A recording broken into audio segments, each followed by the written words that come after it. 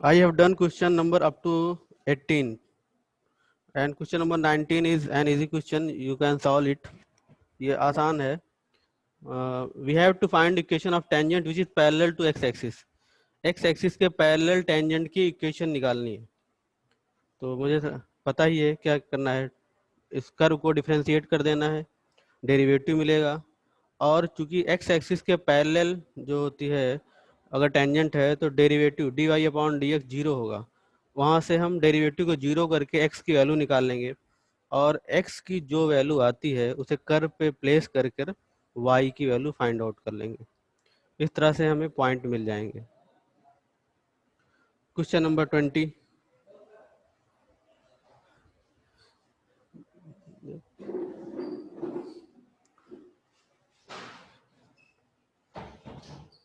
देखो, इस बुक में कुछ चैप्टर्स हैं जो कि बेहद इंपॉर्टेंट हैं, important in point of view और एग्जामिनेशन. तो इसलिए मैंने इसको बता रखा है कि इस चैप्टर को बड़े अच्छे ढंग से पढ़ना है, ताकि अगर क्वेश्चन बहरहाल 8 to 10 मार्क्स क्वेश्चन जरूर ही आएंगे. और टॉपिक कितने पढ़ने हैं? खाली 3 टॉपिक्स से आने हैं. तो ये याद रखना है कि इसको खूब अच्छे से तैयार होना चाहिए. क्वेश्चन नंबर 20 कह रहा है कि एक कर्व दिया हुआ है a y square equals x cube. Find the equation of normal to the point. इस पॉइंट पे नॉर्मल की इक्वेशन निकालनी है. Curve is given to us. तो ये है, इसको क्या करेंगे? डिफरेंशिएट कर लें, स्लोप निकाल लें.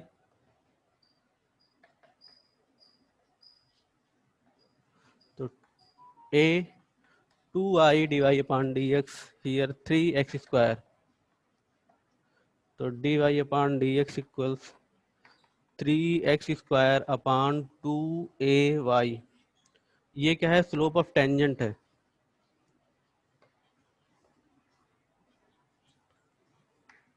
स्लोप ऑफ, अब इक्वेशन किसकी निकालनी है? नॉर्मल की निकालनी है. तो स्लोप ऑफ नॉर्मल क्या हो जाएगा?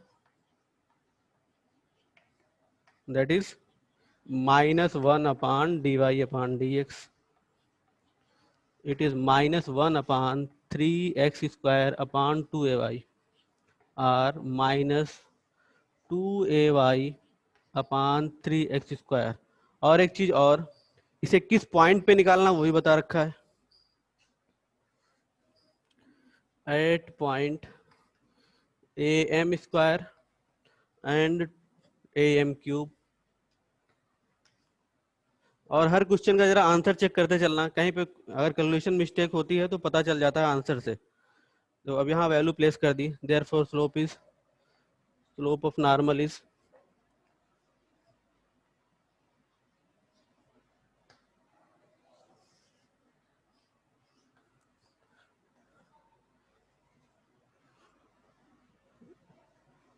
-2a into a M cube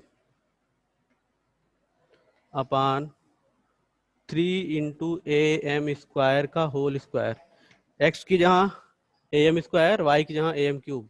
it is -2a square m cube upon 3a square m की पावर 4. ए स्क्वायर से ए स्क्वायर कैंसिल आउट और एक एम क्यूब से एम की पावर 4 कैंसिल किया जाएगा.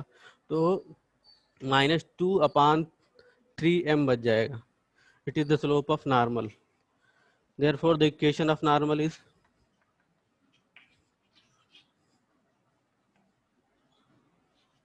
y minus y1 equals -1 upon dy upon dx x minus x1. Y minus y1, that is am cube. Value of slope, that is -2 upon 3m x minus x1.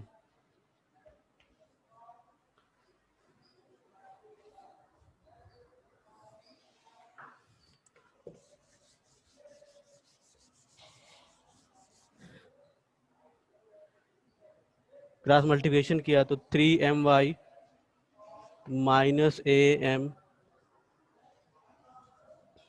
minus 3am की power 4.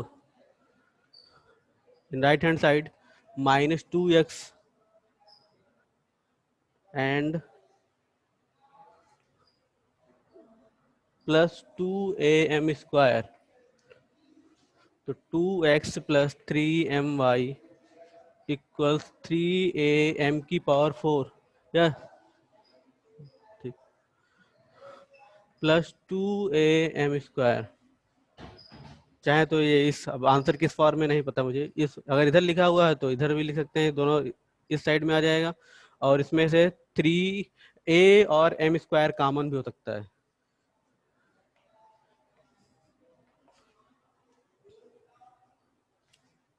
Answer सही है, 2x plus 3my minus am² common, तो 3m² plus 2 only 2।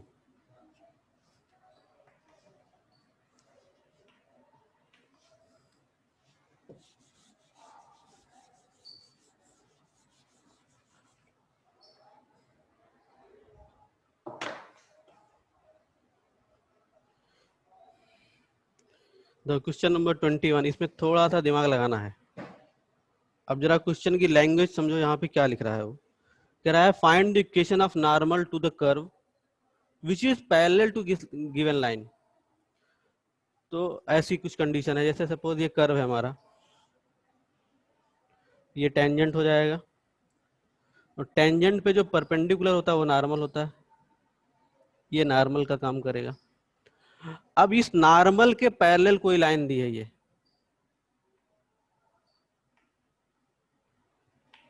ये line है। What we have to find here, equation of this normal, इस normal की equation निकालनी।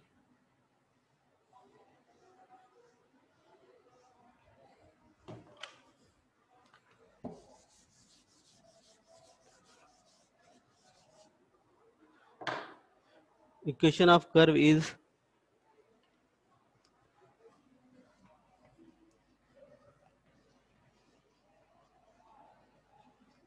अभी तक जितने क्वेश्चन थे उसमें टेंजेंट के पैरेलल लाइन थी, कोई लाइन होती थी या टेंजेंट की परपेंडिकुलर होती थी। इस इक्वेशन में नॉर्मल के पैरेलल दिया हुआ है, ये याद रखना क्वेश्चन के लिए। तो y इक्वल्स, कर्व है हमारा x³ plus 2x plus 6, differentiating with respect to x,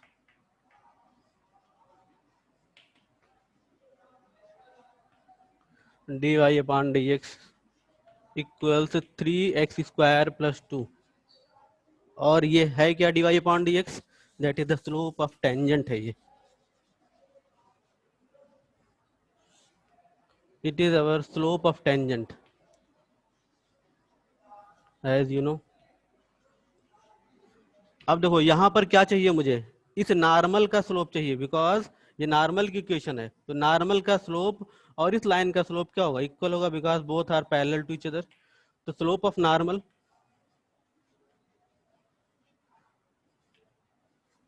ये क्या होता है, -1 upon dy upon dx, placing value 1 upon 3x² plus 2।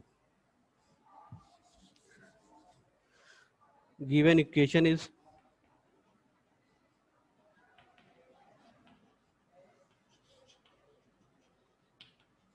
It is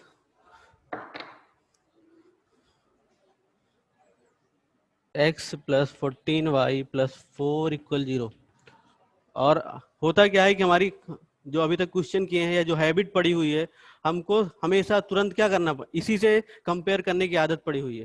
तो क्वेश्चन में एकदम ये याद रखो, या ये दिया हुआ है कि नॉर्मल के पैरेलल लाइन है, तो ये दिमाग में रहना चाहिए कि नॉर्मल के स्लोप के इक्वल हमारी लाइन का स्लोप होगा, ना कि टेंजेंट के स्लोप के इक्वल। तो ये हो गया -14y इक्वल्स -x -4, और 14 से डिवाइड कर दिया।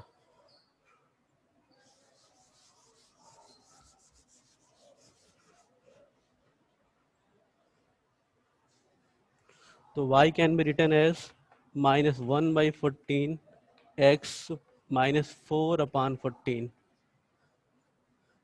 comparing with y equals mx plus c। Therefore, the slope of line is m is, that is minus 1 by 14, and after comparing with the slope of normal, as normal is parallel to line,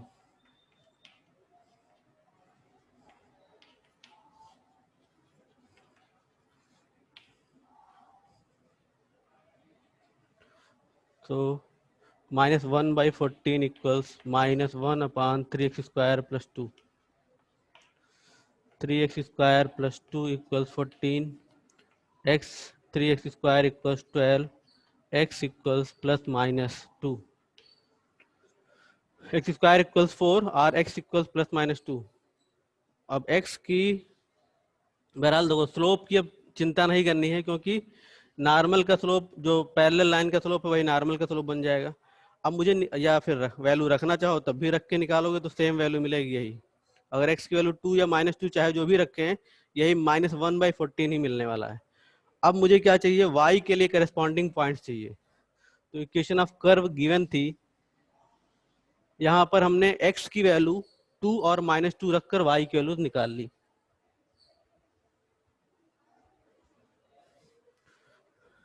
when x equals to y equals 8 plus 4 plus 6 18, point is 2 and 18. यहाँ पे value रखी 2 का cube 8, 2 into 2 4 plus 6 10 plus 8 18. So equation of normal is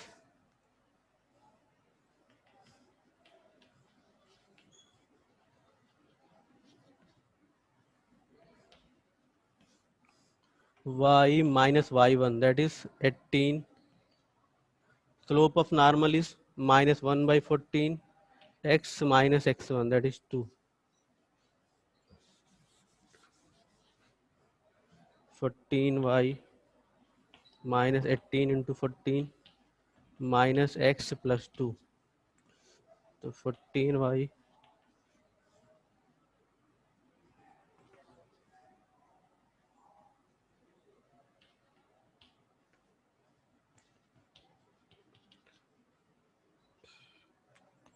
तो x plus 14y equals 254. One equation of tangent normal is, एक normal की equation ये हो गई.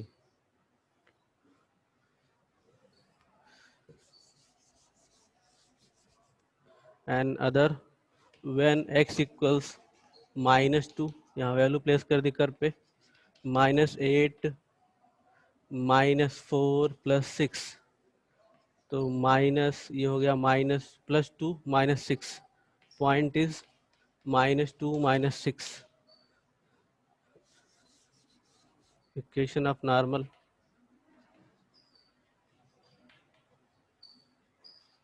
y minus y1 minus slope ये -1 by 14, x minus x1, तो 14y ये हो गया +86,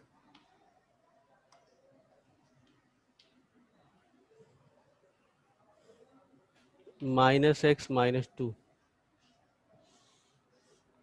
तो x plus 14y plus 86 equal 0.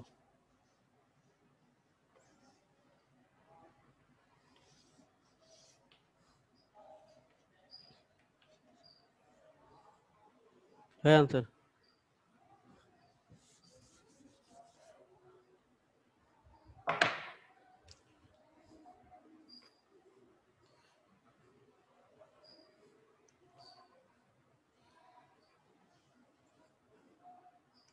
I think you can do the question number 22.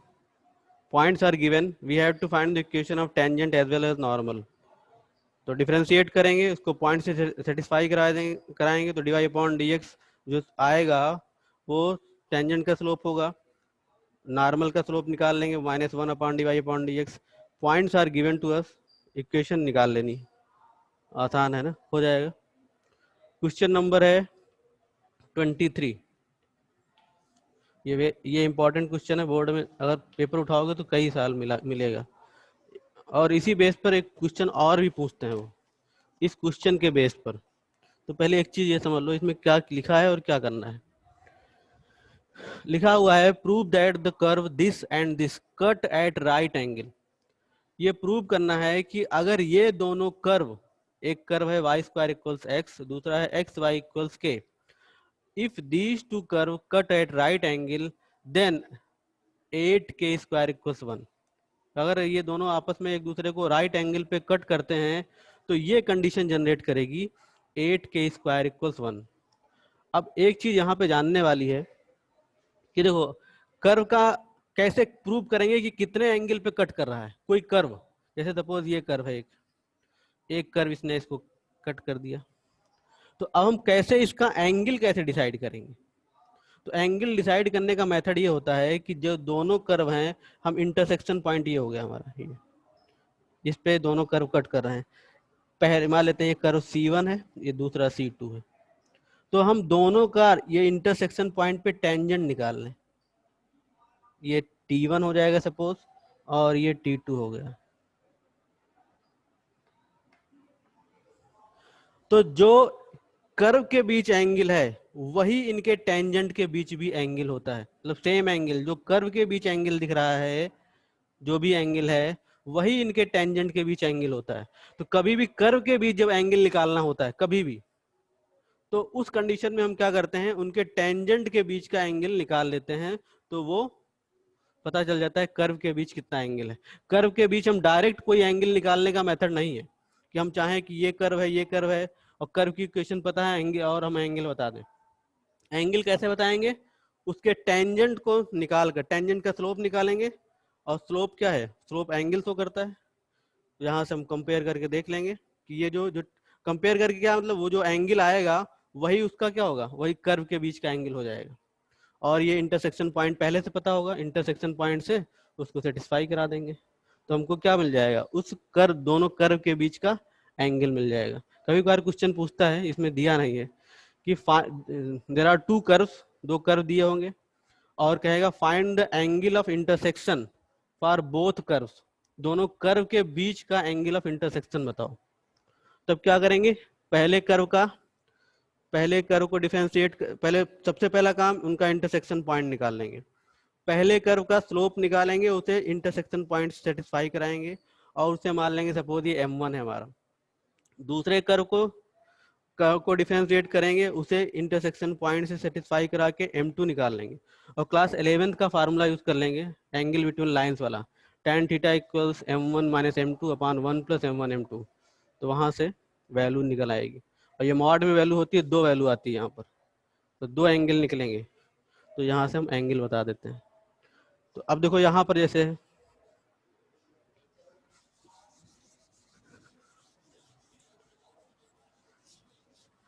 यहाँ पे उसने क्या बताया है कि ये दोनों ये कर्व आपस में परपेंडिकुलर कट कर रहे हैं, मतलब पहले बता दिया परपेंडिकुलर कट कर रहे हैं। तो परपेंडिकुलर जब कट करेंगे तो इनके स्लोप का जो एंगल होगा ये क्या होगा, यहाँ इस कंडीशन में 90 होगा, क्योंकि उसने बता रखा है कि ये आपस में कर्व एक दूसरे को 90 पे कट कर रहे हैं। तो 90 पे कट कर रहे हैं, तो जो इनके कर्व के बीच एंगल होता है वही उनके टेंजेंट्स के बीच एंगल होता है, तो therefore it will be also 90। और पहला काम ये करें कि इनके बीच का हम इनको सॉल्व करके इसका इंटरसेक्शन पॉइंट फाइंड आउट कर लें। तो पहले कर्व की इक्वेशन दी है, first curve is y square equals x first, and second is x y equals k।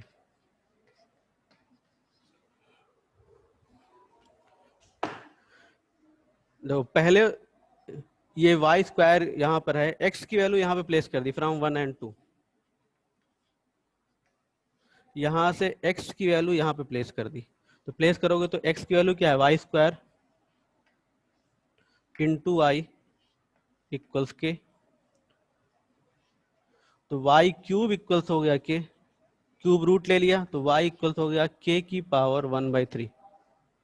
Again इस वैल्यू को इक्वेशन नंबर 1 पे प्लेस कर दिया, from 1 x equals y square, x equals y की वैल्यू क्या है k की पावर 1/3 और इसकी स्क्वायर k की पावर 2/3 हो गया। तो पॉइंट क्या हो गया, पॉइंट ऑफ इंटरसेक्शन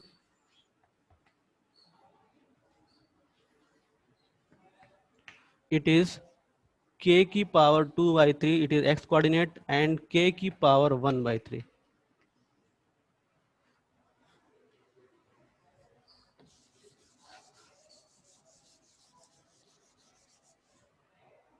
पहले वाले कर्व को डिफरेंशिएट कर दिया from first curve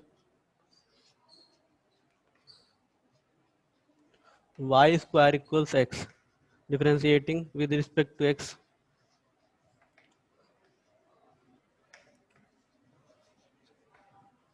to y dy upon dx equals x, or dy upon dx can be written as x upon 2y। और ये कोऑर्डिनेट से सेटिस्फाई करा दिया, किस कोऑर्डिनेट से, पॉइंट ऑफ इंटरसेक्शन से। सो dy upon dx at the point k 2/3 and k 1/3, यहाँ value रखी k की पावर 2/3 अपॉन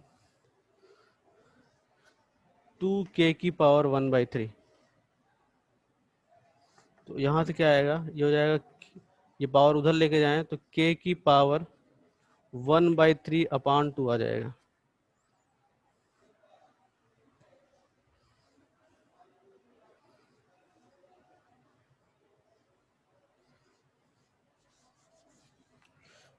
तो ये हो गया स्लोप m1 मान लेते हैं इसे। और इसी तरह सेकंड वाले कर्व को डिफरेंशिएट कर लेते हैं फ्रॉम सेकंड कर्व।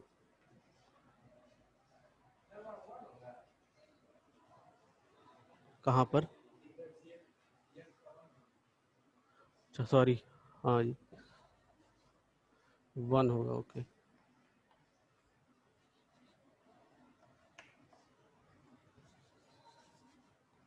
1/2k की power 1/3, okay. For from curve 2 x y equals k, differentiation with respect to x,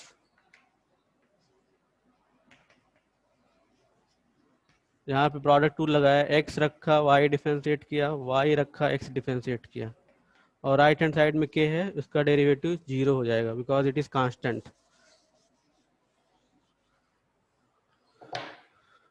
from here dy upon dx equals minus y/k, y/x not k, और फिर से यहाँ value place की हमने,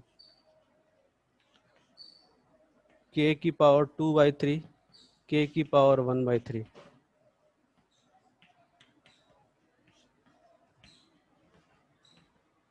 इस power को यहाँ लाएंगे तो यह -1/k की power 1/3। It is our m2 as angle between curves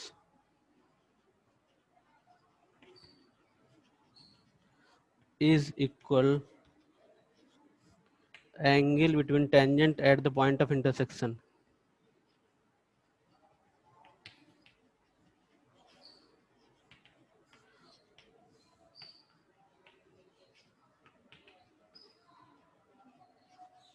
curve के बीच का एंगल वही होता है जो उनके टेंजेंट्स के बीच एंगल हो उस इंटरसेक्शन पॉइंट पे।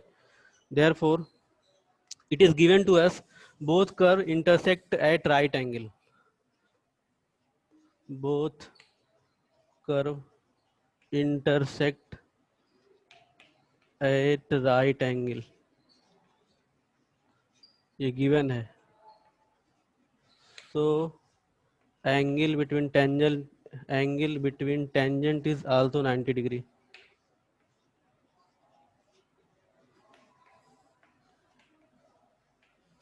therefore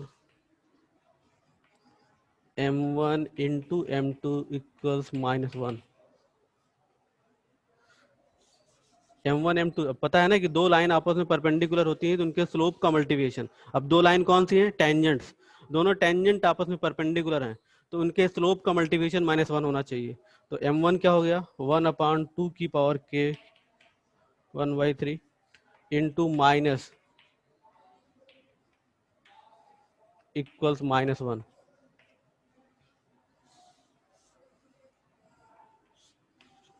ये बेस इक्वल है, पावर 8 हो जाएगी, तो 1/3 प्लस 1/3 2/3 इक्वल्स 1।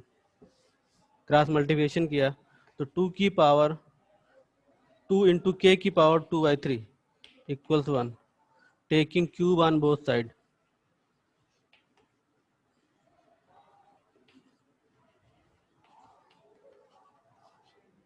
8 यहाँ पर स्क्वायर हो गया, ये कैंसिल हो गई पावर 1/3 वाली, equals 1।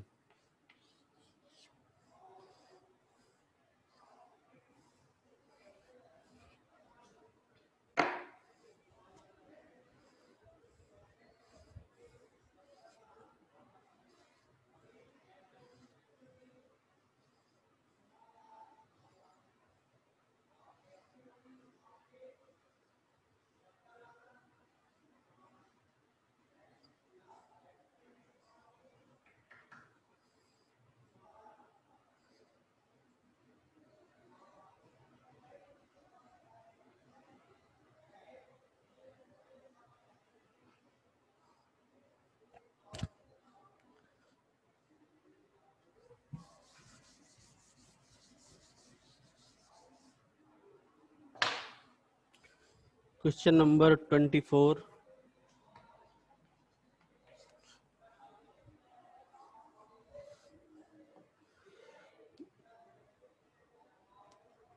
One equation is given in the form of the hyperbola, and we have to find the equation of tangent and the normal at the point x0 y0।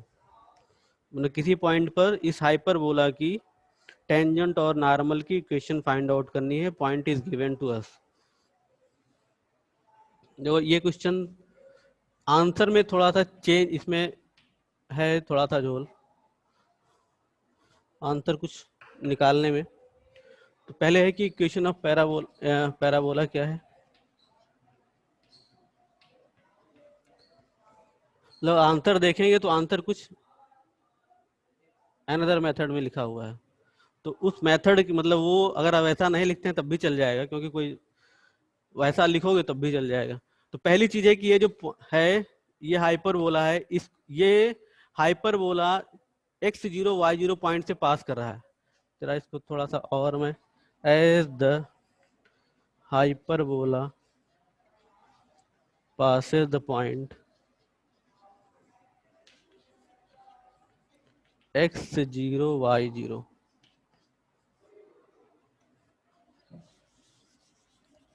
तो देखो इसे लिख सकते हैं x0 square upon a square y0 square upon b square. क्यों? क्योंकि hyperbola की equation ये हो गई और ये इस पॉइंट से पास कर रहा है, तो इस पॉइंट को भी सेटिस्फाई कराएगा। इक्वेशन नंबर 1 एंड 2, इसका कहीं यूज करना इसलिए मैंने इसको लिख रखा है। अब कर्व फर्स्ट को डिफरेंशिएट कर देते हैं फ्रॉम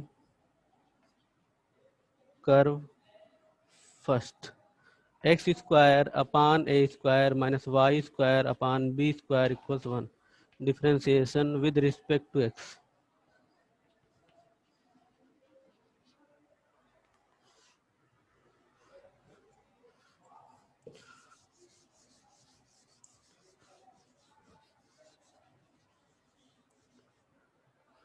तो 2x अपान ए square minus 2y upon B square, चूंकि y डेरिवेटिव है dy अपान डी एक्स इक्वल 0।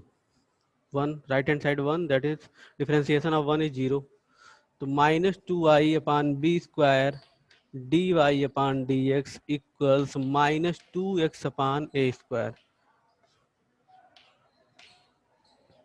तो dy अपान D x equals b square upon ए स्क्वायर एक्स अपान वाई। ये तो जनरल स्लोप हो गया, और टेंजेंट का इसे हमने x0 y0 पॉइंट से सेटिस्फाई करा लिया। तो b square upon A square x zero upon y zero.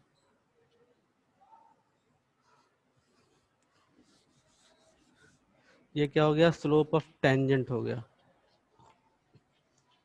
Tangent at x zero y zero. So slope of normal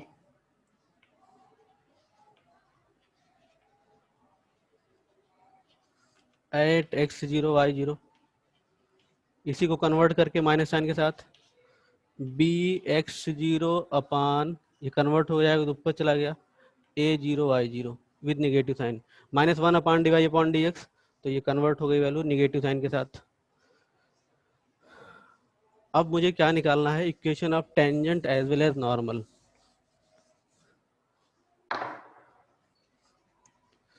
equation of tangent y minus y1 that is y0 derivative b square a square x0 y0 x minus x0।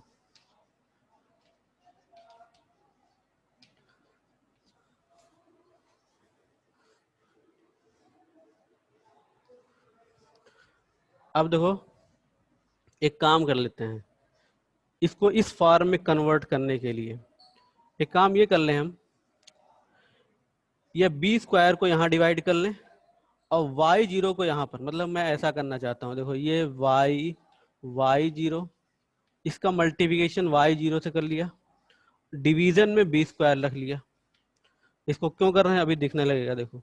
और right hand side में बचा क्या, x zero बचा ए square upon में a square बचा x minus x zero. ये equation number 2 याद रखना, ये है x zero upon A square minus y zero upon B square equals 1।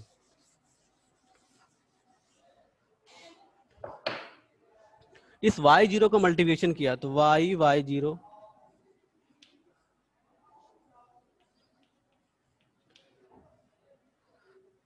X zero a square minus x zero square upon A square.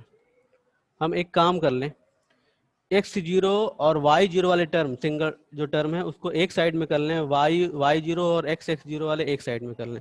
इसे मैं एक side में कर लूँ तो एक्स जीरो स्क्वायर अपान ए square y zero square upon B square x zero upon ए square y zero upon B square. अब देखो question जो इक्वेशन नंबर 1 मैंने लिख रखी है वो इसी की वैल्यू है, ये फ्रॉम टू सॉरी, जो इक्वेशन नंबर 2 है वो इसी की वैल्यू है, क्या है, एक्स जीरो स्क्वायर अपान ए square y zero square upon B square equals 1। तो आंसर इस फॉर्म में भी लिख के छोड़ सकते हैं हम बहरहाल, लेकिन जो आंसर का आंसर क्या होता है, हमेशा सिंपलेस्ट फॉर्म में लिखा जाता है, मतलब उससे अधिक सिंप्लीफाई नहीं हो सकता हो। तो यहाँ पर चूंकि इसकी वैल्यू हम रख सकते हैं, हमको पता है इसकी वैल्यू 1 प्लेस की जा सकती है, तो यहाँ पे हम 1 लिख सकते हैं।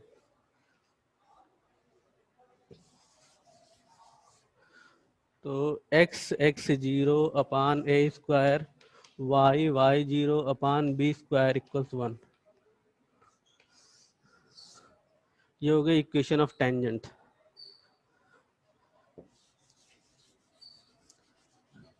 इक्वेशन ऑफ नॉर्मल,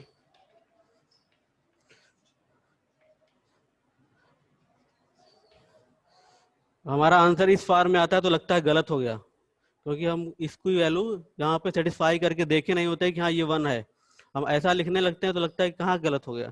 तो गलत नहीं हुआ, ऐसा भी आंसर हो सकता है। बहरहाल उसने इस पूरे की वैल्यू 1 प्लेस कर दी है, तो आंसर का जो फॉर्म है वो ऐसा चेंज होके आ गया है, y minus y zero normal की इक्वेशन, ये हो गया स्लोप।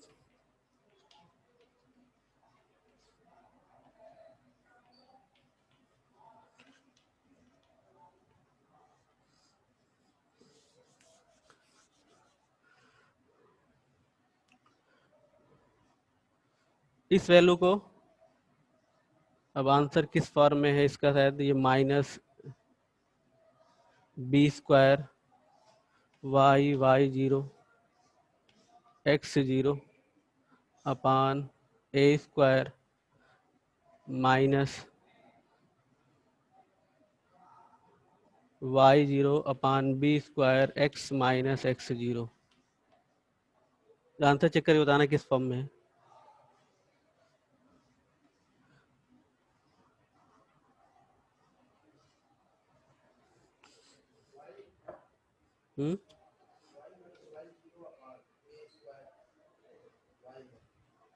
ए स्क्वायर वाई जीरो,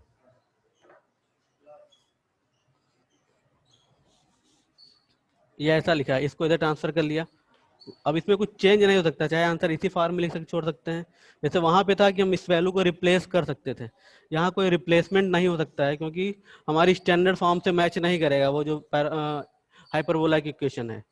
तो सिंप्लीफाई खाली कर सकते हैं, तो इसका ये यहाँ लिखा हुआ है ए स्क्वायर वाई जीरो, और यहाँ पे हो गया minus x zero B square x zero. तो चाहे तो एक साइड में लिख सकते हैं,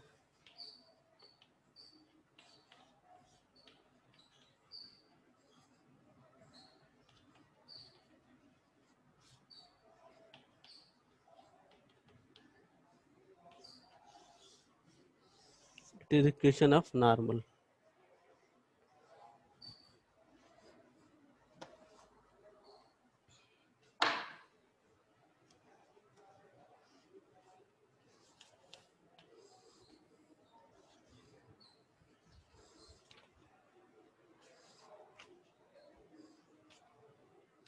One question is left in that exercise 25।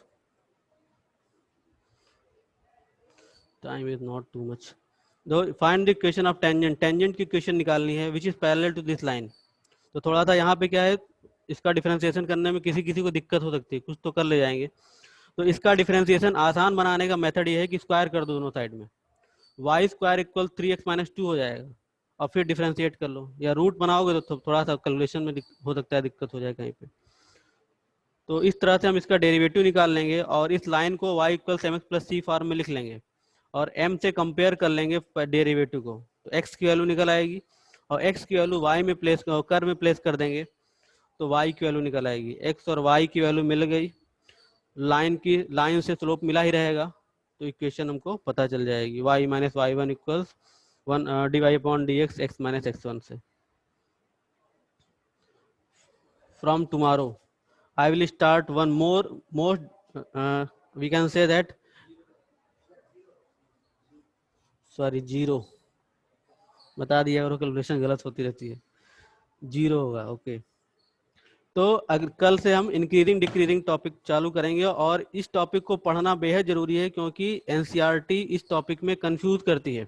NCERT के आंसर डाउटफुल है, इसमें डाउटफुल माने कहीं पे कुछ लिखा है कहीं पे कुछ लिखा है, इसलिए इसको पढ़ना बहुत अच्छे ढंग से जरूरी है क्योंकि कंफ्यूजन क्रिएट होता है, आंसर में बहुत सारे गलत आंसर भी हैं। कॉन्सेप्ट अच्छा रहेगा तो अगला इसके अगला टॉपिक जो